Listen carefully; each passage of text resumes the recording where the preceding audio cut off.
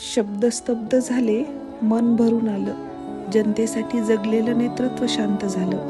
ही हृदयद्रावक घटना केवळ एका नेत्याच्या जाण्यापुरती मर्यादित वाटत नाही, तर एका घरच्या व्यक्तीला निरोप दिल्यासारखी मनाला चटका लावून जाते. पारिजातकडून वटवृक्षासारख्या विशाल व्यक्तिमत्वाला भावपूर्ण श्रद्धांजली. उपमुख्यमंत्री म्हणून महाराष्ट्रात सगळ्यात जास्त वेळा कार्यरत राहिलेले नेते, महत्त्वाची राजकीय खासियत, समाजाच्या जडणघडणीत योगदान देणारे नेते म्हणजे आदरणीय अजितदादा पवार. डाव काळाचा जाणून आज सूर्यही उदासीनतेत उगवला असेल. कसा दिसेल आता खेळ बुद्धिबळाचा, ज्यात आमचा मुख्य वजीरच नसेल. दादा गेले आणि आम्हाला पुन्हा पोरकेपणाची भावना देऊन गेले. दादांसोबत आमचे अतिशय जवळचे संबंध. आज पुन्हा मला त्या आठवणींना उजाळा द्यायचा आहे. आई डॅडींनी राष्ट्रवादीत प्रवेश करण्याचं ठरवलं तेव्हा दादा आमच्या निवासस्थानी आले.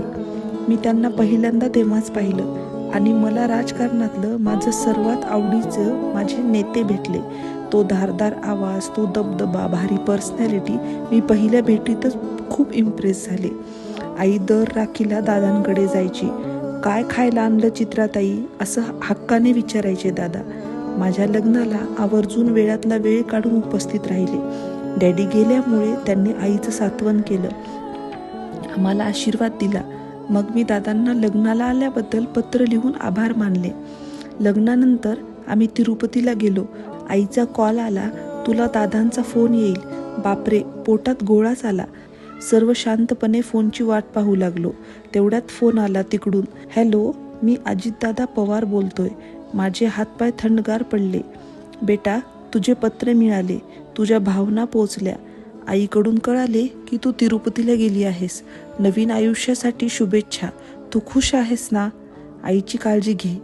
मी हो म्हटलं. एवढ्या बिझी शेड्यूलमध्ये पण दादांनी माझ्या पत्राला उत्तर दिलं. खरंच असं व्यक्तिमत्व होणे नाही. आमच्या नांदेडच्या निवासस्थानी ते आले. त्यांनी घराचं, जेवणाचं भरभरून कौतुक केलं.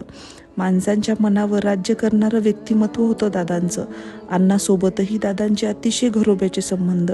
आम्हा धोंडगे आणि लुंगारे कुटुंबावर जी माया, जे प्रेम आदरणीय दादांनी केलं त्याबद्दल सदैव ऋणी राहू आम्ही. आईने स्वतःच्या हाताने गोधडी, जॅकेट बनवलं होतं दादांसाठी. दादांनी ती जगावेगळी भेट अत्यंत आदराने स्वीकारली. आज जेव्हा त्यांच्या नसण्याची जाणीव होते तेव्हा कमालीचं मन व्याकुळ होतं. हे खूप वाईट आहे, खूप. त्यांची आमच्या आयुष्यातील जागा काय होती हे शब्दात मांडणं कठीण. एक आश्वासक हात आहे डोक्यावर असं नेहमी वाटायचं. आज मात्र खूप खूप पोरकं वाटतंय, खूप. नियती फार निष्ठुर. सोन्यासारख्या वाघाला घेऊन गेली. ही जखम कायम भळबळत राहते.